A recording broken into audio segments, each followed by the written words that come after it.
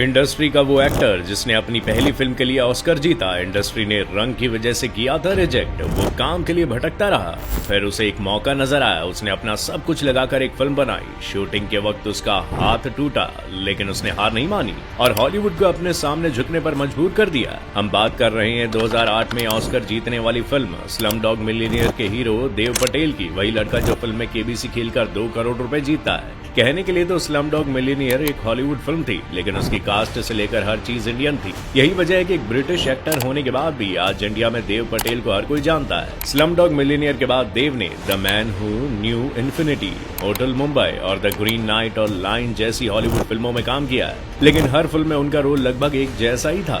देव कुछ अलग चीजें ट्राई करना चाहते थे, लेकिन खुद को मॉडर्न बताने वाले हॉलीवुड के डायरेक्टर्स देव को एक जैसे रोल्स ही ऑफर करते थे, क्योंकि हॉलीवुड में सालों से लोगों के रंग को देखकर टाइप कास्ट कर दिया जाता है। वही देव भी इस तरह टाइप कास्ट होने से परेशान हो गए थे। इसके अलावा अपने शुरुआती सालों में देव लोगों से ये बात छिपाते थे कि उनका कनेक्शन इंडिया से है। ऐसे में एक दिन उनकी नजर अपने पापा के गले में पड़े एक लॉकेट पर गई। वो हनुमान जी का लॉकेट था। देव ने अपने पापा से हनुमान जी की कहानी पूछी तो उनके पापा ने कहा कि उनके दादाजी जब केन्या से आएंगे तब वो बताएंगे, और कुछ दिनों बाद देव के दादाजी इंग्लैंड आए। तब उन्होंने देव को रामायण और हनुमान जी की पूरी कहानी बताई। देव को हनुमान की ये कहानी बहुत पसंद आई और उन्होंने हनुमान जी को ध्यान में रखकर कहानी लिखना शुरू किया, जो 120 पेज पूरी होने के बाद खत्म हुई। देव ने अपनी इस कहानी में वो सब कुछ झोंक दिया जो उन्होंने पार्क चेन वुक और जॉन वू जैसे बड़े फिल्म मेकर से सीखा था।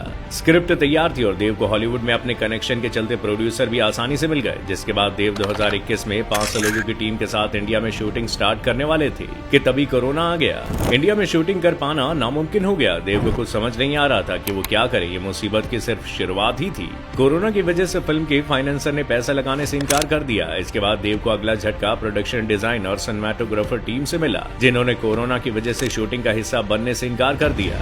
देव ने हार नहीं मानी और किसी तरह नए लोगों को अपनी टीम में जोड़ा, जिसके बाद उन्होंने इंडोनेशिया का एक छोटा सा आइलैंड खोजा और वहां के एक होटल को पूरा बुक कर लिया ताकि वो उस होटल को एक बबल की तरह यूज कर सके। जिसके बाद देव पूरी दुनिया से अलग होकर अपनी फिल्म की शूटिंग करने लगे। जिंदगी आसान नहीं थी, क्योंकि वहां बाहर से कोई भी मदद आ नहीं सकती थी। उन्हें अगले कई महीने जुगाड़ से रहना पड़ा था, क्योंकि देव के पास पैसे भी कम थे।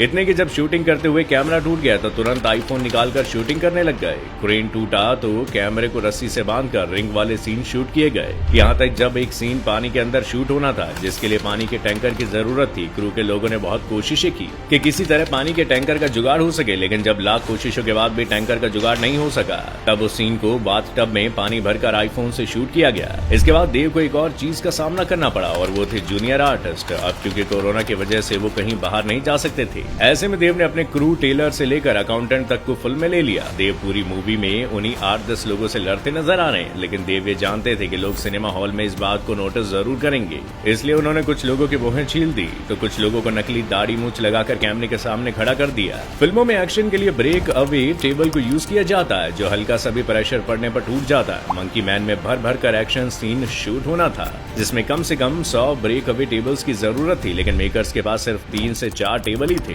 ऐसे में देव और उनकी टीम हर सीन के बाद टूटे हुए टेबल के परखच्चे खोजकर उनके दोबारा उनको जोड़ते और फिर शूटिंग शुरू होती थी। यहाँ तक मामला ठीक ठाक तरीके से चल रहा था, लेकिन असली मुसीबत तब आई जब एक एक्शन सीन को करते हुए देव को एक आवाज आई। ये उनके हाथ की हड्डी टूटने की आवाज थी और देव को समझ आ गया कि वो शूटिंग करने की हालत में नहीं है। ये बात प्रोड्यूसर को भी समझ आ चुकी थी, लेकिन देव ने उन्हें किसी से भी कुछ भी कहने से मना कर दिया और पूरा दिन एक्शन सीन शूट करते रहे, जिसका नतीजा ये हुआ कि शाम होते होते देव का पूरा हाथ सूज चुका था। उन लोगों के पास इतना बजट भी नहीं था कि वो हाथ में प्लास्टर लगाकर शूटिंग कर सके, जिससे बाद में वीएफएक्स के थ्रू एडिट करके हटाया जा सके। तब किसी तरह एक प्राइवेट जेट का इंतजाम करके देव को रातों रात इंडोनेशिया की राजधानी जकार्ता भेजा गया। डॉक्टर ने देव के हाथ में एक स्क्रू फिट कर दिया। साथ ही उन्होंने देव से कहा कि वो अपने हाथ पर ज्यादा प्रेशर न डाले, लेकिन देव ये जानते थे कि अगर वो डॉक्टर्स की बात मानकर रुक गए तो उनकी फिल्म कभी भी पूरी नहीं हो पाएगी। उन्होंने शूटिंग बंद नहीं की। वो अगली सुबह सेट पर थे, जहाँ उन्हें फिर से एक एक्शन सीन शूट करना था। शूटिंग शुरू हुई। बस हाथ का ध्यान रखने के लिए सीन की कोरियोग्राफी में थोड़े बदलाव किए गए। फिल्म को शूट होने में 9 महीने का लंबा वक्त लगा। साल 2021 में खबर आई कि नेटफ्लिक्स ने देव की इस फिल्म फिल्म के राइट्स को $30 मिलियन यानी 250 करोड़ में खरीद लिया है। देव के लिए बहुत बड़ी बात थी, वो बहुत खुश थे। उन्होंने फिल्म के एडिट का काम पूरा किया, जिसके बाद उन्होंने फिल्म को नेटफ्लिक्स पर रिलीज करने से पहले इंडस्ट्री के लोगों के लिए स्क्रीनिंग रखी,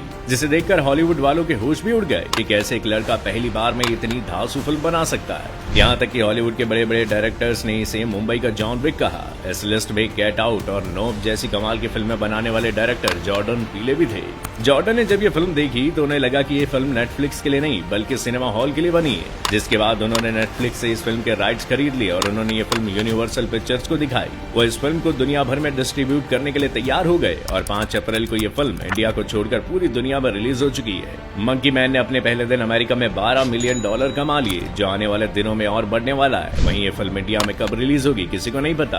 दरअसल मंकी मैन इंडिया में भी 5 अप्रैल को रिलीज होने वाली थी, लेकिन सेंसर बोर्ड ने इसके रिलीज होने पर रोड अटका रखा है। बोर्ड के मुताबिक फिल्म में ऐसी बहुत चीजें हैं जो इंडिया के लिए सही नहीं है, जैसे फिल्म के मेन विलन को एक ऐसे पॉलिटिशियन की तरह दिखाया गया जो करप्ट होने के साथ हैवान किस्म का है, जिसका लोगों पर अच्छा इन्फ्लुएंस है। साथ ही उसकी पार्टी के झंडे का कलर भगवा है, जिसे बाद में बदलकर लाल कर दिया गया। लेकिन इसके बाद भी बोर्ड को फिल्म की कई चीजों से प्रॉब्लम है, इसलिए किसी को ये नहीं पता कि हनुमान पर बनी ये फिल्म इंडिया में कब रिलीज होगी। वेल, आज के लिए बस इतना ही। आपको हमारा ये वीडियो कैसा लगा मैं कमेंट करके जरूर बताइएगा और ऐसी वीडियो से जुड़े रहने के लिए डू फॉलो फैक्टिफाई।